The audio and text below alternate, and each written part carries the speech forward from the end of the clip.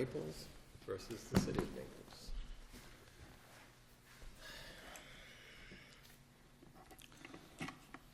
Please the court, I'll save 3 minutes for rebuttal. Got it. My name is Toby Lev. I'm the attorney for the Naples Firefighters, Local 2174. We're appealing a PERC final order dismissing an unfair labor practice charge filed by the union and sustaining the city's charge filed against the union. Very briefly, the parties bargained and reached an impasse in collective bargaining. The two issues at impasse were pension and safety and health. The parties scheduled a special magistrate proceeding. After the city's presentation, the special magistrate proceeding on pensions, the union agreed to the city's pension proposal. The city said the union's agreement to its proposal was a ruse. The city refused to accept the union's acceptance as an acceptance, and it proceeded to go forward with the special master proceeding and the impasse resolution proceedings. The union filed a charge saying that was bad faith bargaining. The city filed a counter charge saying the union was engaging in a ruse to derail the statutory impasse resolution process. The hearing officer dismissed the union's charge, sustained the city's charge. The union filed exceptions. PERC denied the exceptions because no transcript was filed. We're making two arguments on this appeal. The first and primary argument. Can I ask you a question? Because Sure. I'm not as familiar with PERC operations. When you're at the hearing in front of the hearing officer and a party is making an argument about the benefits that they offered, is that in the nature of an argument, or is that in the nature of an offer? Because you had mentioned that you accepted their proposal, but if that's not an offer, if that's merely an argument, there's nothing to accept, and yours would be an offer, and then they would have denied an acceptance. I'm trying to understand what the context is. Is that like you were making an argument here? Somebody could stipulate to it or not, but it would be coming from you first in this instance. I'm trying to understand the procedure, if you could help me there a bit. Okay. It's first I thought you were talking about the proceeding before the PERC hearing officer. Your court's asking about the special magistrate proceeding. Well, I may have gotten the wrong one, but I know you said you accepted the Right, proposal, but I wonder if that's proposal is actually an offer. That was during the impasse proceeding. Yeah, Right. I think I misspoke. I think you're correct.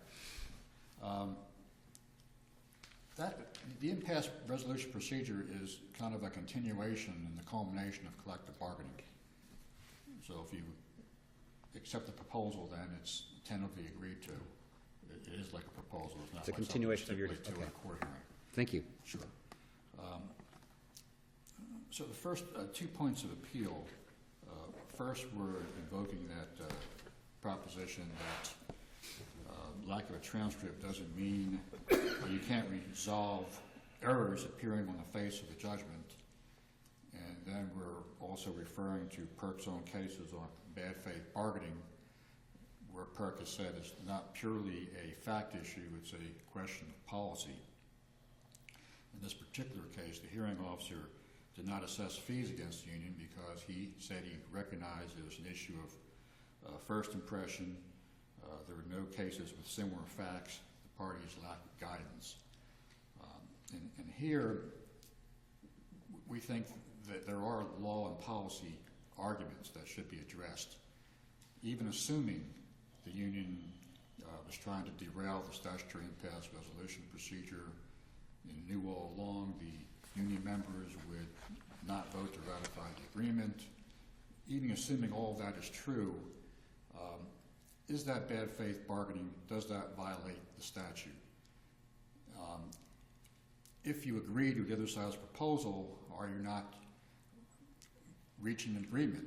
And if you try to avoid an imposition, are you not bargaining, or are you just trying to avoid what happens when you don't reach an agreement and something gets imposed upon you? So we have difficulty thinking of somebody trying to avoid an imposition as somebody, quote unquote, refusing to bargain. Well, is that a finding of fact that's being challenged? In this appeal, without a transcript, we didn't think we could challenge the finding of fact on what the Well, union's that's intent is. why that's begging the Right. question, that's why I'm asking. I think bad faith or lack of good faith is a mixed question, actually, and I think what you're doing is Yes. challenging the conclusion, Right. the legal basis for the conclusion that this was bad faith. We're based trying to on- stay clear of challenging the finding of what the union's It's intent was. It's a fine line when you're talking about intent. Well, yes, it is. But I will say, it troubles me I mean, I'm trying to work through what the other scenarios would have been, other than, go headlong to legislative body determination, which is what the city seems to have said that they had some sort of right to at that point. Correct. They said they would have had a right to impose it, and then if the union did not ratify it, it would remain imposed for the duration of that year, and then become the status quo to set what the terms and conditions are for future years. Right, and all of this is probably true, but I'm not sure that the fact of that makes what your side did at that point bad faith or not good faith. We're saying even if it was some kind of ruse, it was legal and it doesn't fall within the statute. It was not something where we were avoiding reaching an agreement. It was something other than what was addressed in the statutory definition of good faith bargaining. And we're saying that the statute 447-403 has all these prescriptions of what the parties must and must not do to resolve an impasse, but it doesn't direct the parties when they must agree to the other side's proposals, or say that if you don't agree before a certain date, it's too late. The city is complaining that the union found a loophole in the statute, and we're of course relying on cases that say it's the duty of the legislature to close loopholes. PERC cannot close a loophole for them. So these are the issues that we think involve statutory interpretation. What exactly is good faith bargaining in this context? But it's not limited to the examples in the statute. What constitutes good faith is not limited to what's provided in the statute. Yes, there's some terminology in there that lists like 6 or 7 separate incidents. Yes, that's correct. But if you're going to enunciate a new type of incident, it's not something a hearing officer should do on his own. It involves statutory interpretation and policy. And we're saying that PERC should have weighed in, and had they weighed in, they should not be closing loopholes.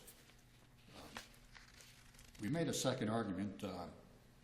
So your position is that the lack of the transcript, that you accept all of the evidentiary findings, I suppose, of the magistrate, Yes.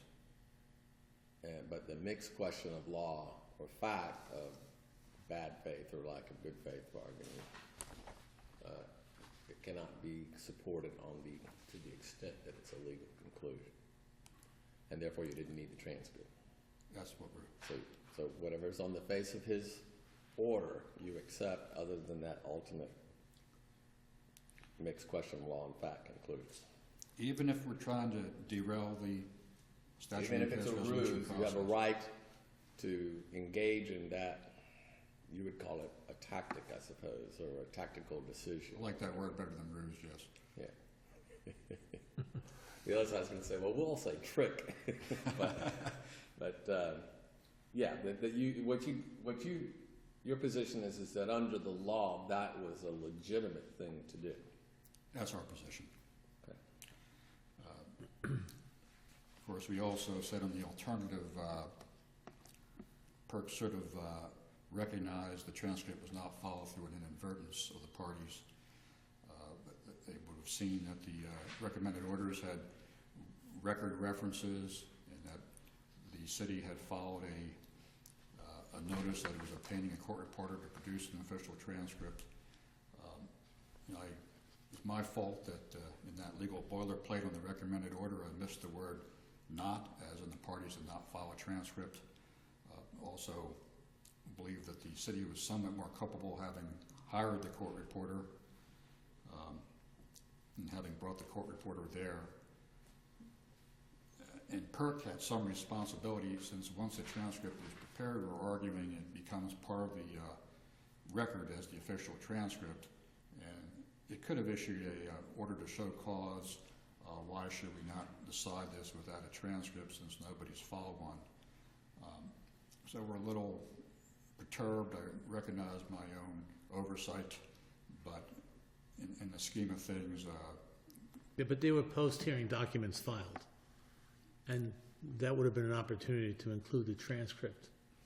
And that was highlighted by the hearing officer, that it hadn't been filed, it wouldn't be provided to the commission.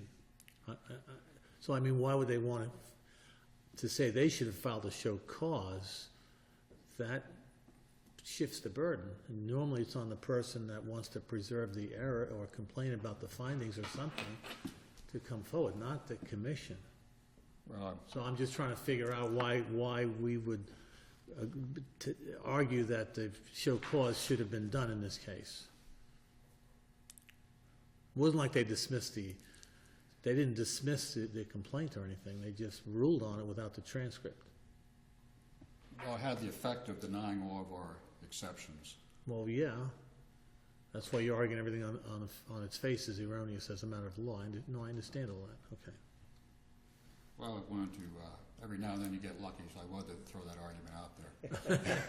Fair enough. Let me ask you this, and it may just really be ultimately a matter of curiosity, and I don't remember whether this was described in the brief. We do a lot of reading, but okay, during the impasse proceeding, your side says, okay, we accept your offer on the pensions. The city says we don't accept your acceptance. What then happened to the impasse proceeding? And again, this might just be my curiosity, but Okay, well, you guys have appeared in front of me 3 or 4 times now, and I'm starting to get interested in this law. But okay. I've learned a lot from you. Well, I mean, some of this is outside the record. Well, I understand that, and it doesn't really have a bearing. You know, what happened was the next thing the parties did was like file a brief to the special magistrate, and the union said we shouldn't. Well, the union tried to stay the special magistrate on the pension issue and say we've had a resolution, Right. and we're following on for a labor practice charge. That was denied. The next thing that happened was the parties followed their special magistrate briefs. The special magistrate then made a recommendation. That included the pension issue. Right. So basically the impasse proceeding went forward Correct. on that issue. I could tell you more that resulted in a second charge involving the same transaction, but Right. it just went forward, and we had a recommendation that the city wanted to take, and ultimately did take to a legislative body hearing. Okay. If there are no further questions, I'll wait till the bottom. Okay. Thank you.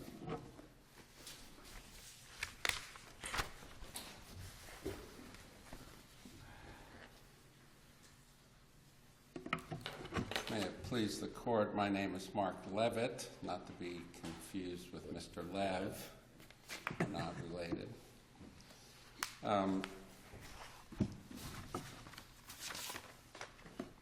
The hearing officer found that the union's motivation was not to reach an accord with the city. Rather, the union's purpose was to derail the impasse resolution process and perpetuate the status quo. Now, that's a finding of fact based on... But the legal conclusion is that was bad faith.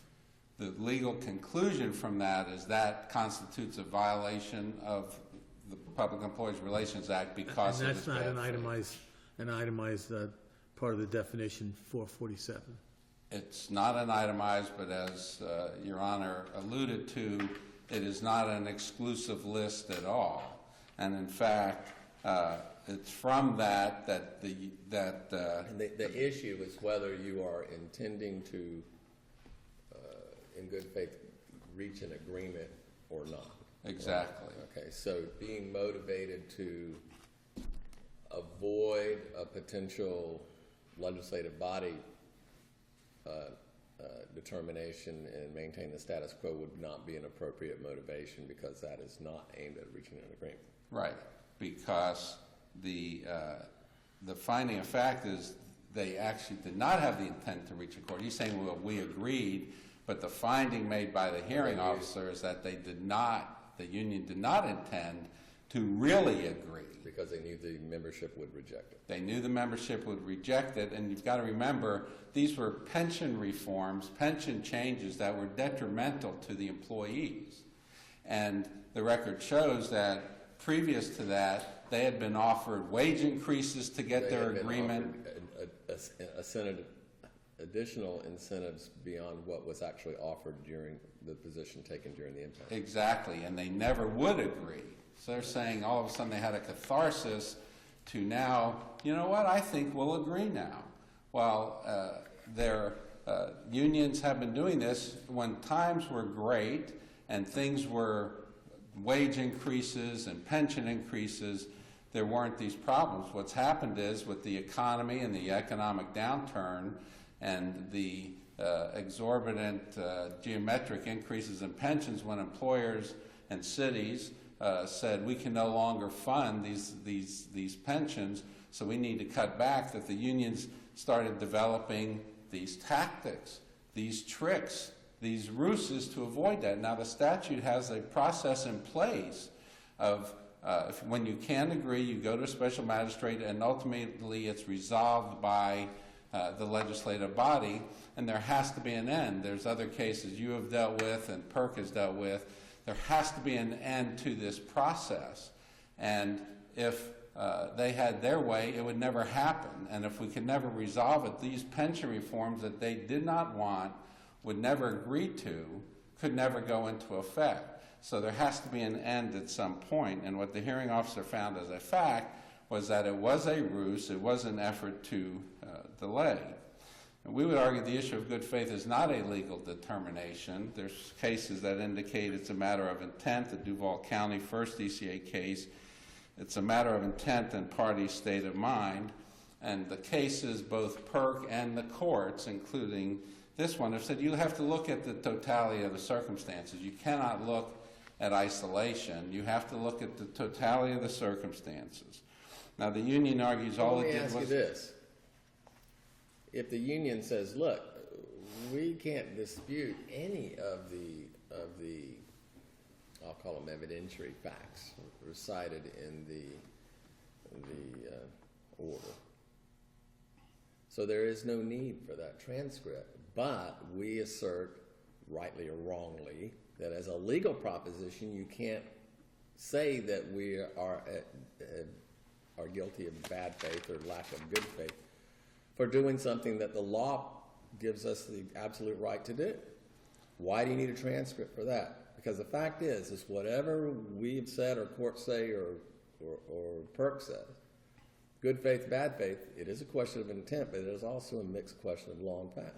Well, assuming that to be the case, it's not, they're saying, well, we have the right to agree.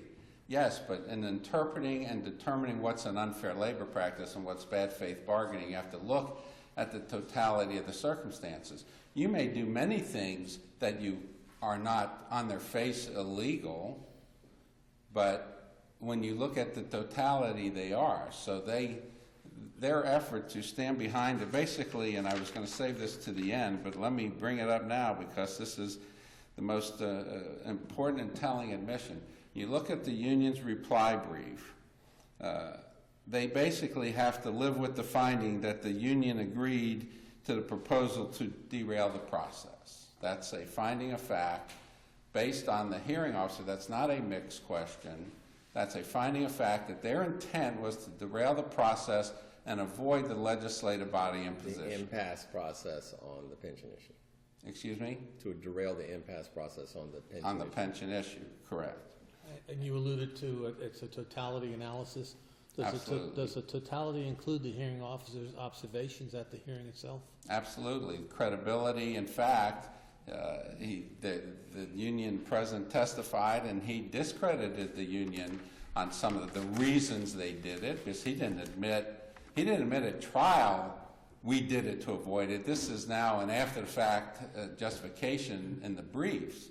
He didn't go in and say, we did it, proud of it, and we have the right to do it. He said, oh no, that wasn't our purpose. We honestly were persuaded that that was a good decision. We heard their testimony at the special magistrate hearing, and they convinced us so convincingly that we thought we better agree. So he didn't come in and say, admit the derailing, which is also another problem with the union's argument, because it's an after-the-fact justification, not the testimony at the hearing. They tried to justify it 12 different ways, and the hearing officer discredited their explanations and said, no, your intent was to avoid the imposition because these were detrimental pension changes that you didn't want, you never wanted. He found the testimony of the union president was, we didn't know how the union members were going to vote, whether or not they would ratify it. He did not admit that he knew it. Those are credibility determinations made by the hearing officer that when you look at the testimony, his testimony is incredible because he knew from prior statements and other evidence that they would never ratify it. So it is, in fact, much of this is based on credibility made by a hearing officer and the totality of the circumstances. So coming back to this last point, the union now, again for the first time, is admitting it was an effort to derail, now argues to you we have the right to do it, and then they say on pages 2 and 3, it was an effort to prevent the legislative imposition of the city's proposal. Assuming the union did seek to frustrate the city's efforts to impose its pension proposal, it is a legitimate bargaining tactic. Just break down that sentence. That they sought to frustrate the statutory impasse process. That, by any definition, has to be an unfair labor practice, has to be bargaining in bad faith. The union's admitting the very essence of bad faith bargaining, a desire to frustrate the statutory bargaining process.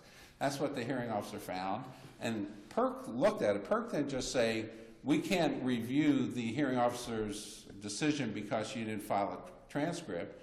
PERC looked at the hearing officers, recited the factual conclusions, and then agreed with the hearing officer's conclusions. So they didn't just whitewash it or say we cannot review this case. They did review it, took the findings of fact that were undisputed, and reached the only conclusion they can. Once the hearing officer finds that it was the union's purpose was to derail the process and was not to reach an accord with the city, the only conclusion that can be reached is that it's an unfair labor practice. That is the very essence of bad faith bargaining. And this isn't a case, I would argue to you, all the cases of deference to PERC, and they're the experts in labor law and all that. You don't even need deference. You don't even need deference. There's only one conclusion. PERC had no choice. There's not two conflicting decisions here. Was it argued below that the union was trying to take advantage of a loophole? I mean, loophole and bad faith are two different concepts in my mind. Well, it was put in our brief that the word loophole was used because they're trying to find not a loophole in the law, but a loophole in the process. We did use in the brief, it wasn't a statement of fact or anything else, but just in our argument, we said they're trying to seize upon this by, with the state of the law then, which is changing, as Your Honor pointed out. There's lots of cases coming up. In this economic times, you have one pending now, pending decision, where the unions are trying to avoid, detrimental changes. You know, I mean, you make this argument, of course. What's that? You like to make this argument that the unions are trying to stem the tide by using loopholes, and that may or may not be true generally, but it absolutely has no effect, in my estimation, on the specific case. Well, it certainly doesn't in this case. This broad canvas that you paint really is not for the courts to deal with. It's for PERC or the legislature, depending on how you view it, but. We would agree, and that's, of course, where deference is, but you're right, it clearly doesn't apply in this case. Right. This is not a loophole case. We don't concede at all that there is a loophole or that they've used a loophole and PERC should close it. This is, you know what? You're saying this is just standard, run-of-the-mill. Took the words out of my mouth. Run the mill. I was talking to an associate I yesterday. should never do that. I was talking to an associate yesterday, and I said, I think I'm going to start with, this is as vanilla a case as a court could have over PERC decision. Findings of fact that found bad faith, found an effort to delay, add to it their admission in their reply brief that it was our intent to avoid imposition, which is the very statutory process, and the only conclusion that can come out of that is the essence of bad faith bargaining. The PERC decision is correct. This court should affirm it. This is a classic case for a PCA. There's no unique circumstances in this case at all. The PERC decision should be affirmed. Thank you. Thank you, Mr. Levitt.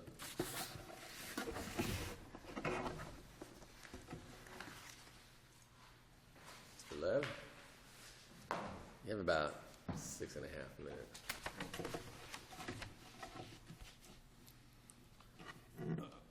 I don't know if I need to address very long this argument that unions are trying to undermine cities during difficult economic times. They do have other alternatives. They could have modified their proposals. They could have declared a financial urgency. They had some tools in the statute that would allow them to avoid any kind of financial difficulty that they're complaining of. But now, when PERC says, look, we can't go behind these findings of fact without a record or a transcript. Yes. And they approve or affirm the conclusion or adopt the conclusion of the recommended order that there's a, failure to bargain in good faith. Isn't PERC implicitly rejecting your argument as a matter of law that this was an appropriate thing for you to do? I mean, I think they did, because even though they say, you say, we present a question of law, and they say, well, we can't just treat it just strictly as a question of law, but didn't they implicitly determine that you could be found not to have bargained in good faith by the course that you took? I think they did. The hearing officer said it was a unique set of facts and the parties did not have guidance. What he's calling a failure to bargain in good faith is not explicitly in the statute. So you're asking us to make a ruling as a matter of law that is legally incorrect? Either that or remand it to PERC. Okay. I don't know if I need to spend much time on the admission. If it's a sentence taken out of context in the reply brief. All along we've been saying we've never admitted that it was done to derail the process, but assuming as we must for the purposes of this appeal that we did as a matter of law and policy, it's incorrect. So irrespective of some words that were left out of the sentence, perhaps I should have said the union was accused of trying to derail it instead of saying the union tried to derail it, but we followed the exceptions at PERC. We preserved them, including exceptions to the union's intent, and we preserved them in this appeal. We have to say again that the city did argue there was a legal loophole the union's trying to exploit. As a matter of common sense, if you agree to a proposal, how can you call that a refusal to bargain or refusal to reach an agreement? As a matter of common sense. Yeah, but they said that your side agreed to that knowing that the membership would not ratify. Correct, but an imposed agreement is not an agreement. I guess, what does agreement mean? I understand that, but That's what the law provides for ultimately.